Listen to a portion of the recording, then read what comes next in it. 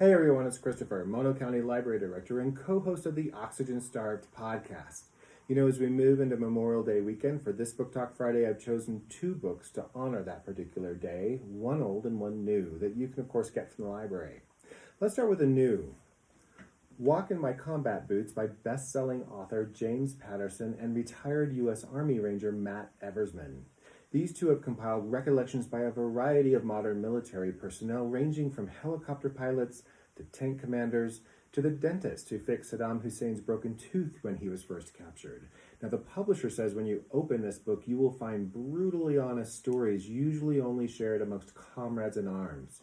Here, in the voices of the men and women who fought overseas, is a rare, eye-opening look into what wearing the uniform, fighting in combat, losing friends, and coming home is really like.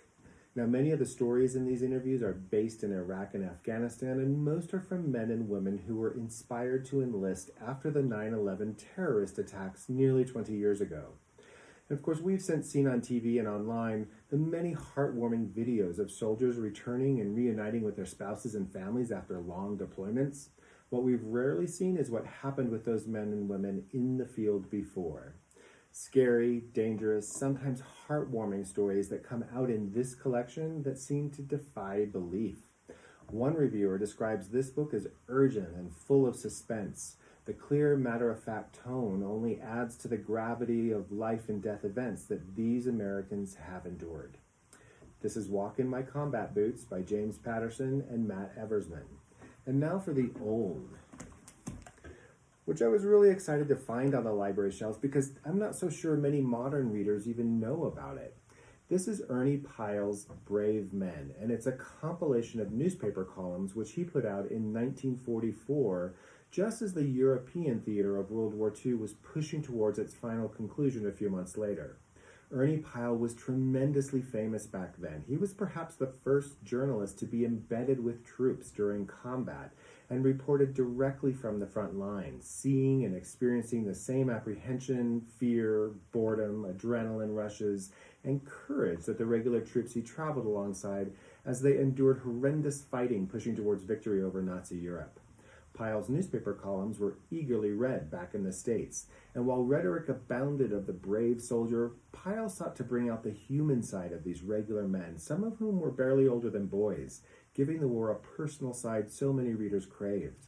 Pyle wasn't without his critics. It was remarked he'd left a lot of details about the war out, and the military and our culture has certainly evolved since 1944, in no small part because we were able to win World War II. But what has not evolved is the very personal human reaction to the trauma that conflict brings. And let me read to you from the closing of the book so you get an idea of what I mean. This final chapter is being written in the latter part of August 1944. It is being written under an apple tree in a lovely green orchard in the interior of France. It could well be that the European war will be over and done with by the time you read this book, or it might not. It will seem odd when at some given hour the shooting stops and everything suddenly changes again. It will be odd to drive down an unknown road without that little knot of fear in your stomach. Odd not to listen with animal-like alertness for the meaning of every distant sound. Odd to have your spirit released from the perpetual weight that is compounded of fear and death and dirt and noise and anguish. The end of the war will be a gigantic relief, but somehow it would seem sacrilegious to sing and dance when the great day comes. There are so many who could never sing and dance again. The war in France has not been easy by any manner of means. True, it has gone better than most of us had hoped, but do not let anyone lead you to believe that the casualties have been low. Many, many thousands of Americans have come to join the ones who have already slept in France for a quarter century. Thousands of our men will soon be returning to you. They will have been gone a long time, and they have seen and done and felt things you cannot know. They will be changed. They will have to learn how to adjust themselves to peace. And all of us together will have to learn how to reassemble our broken world into a pattern so firm and so fair that another great war cannot soon be possible.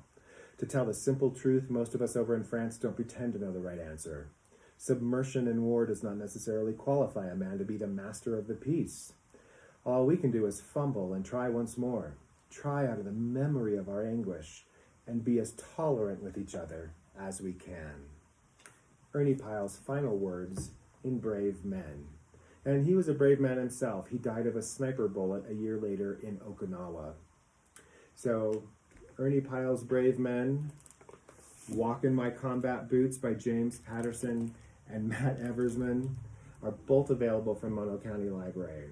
And we want to take a moment to salute the many brave men and women who've given their lives in service to this country. Stay safe and happy reading.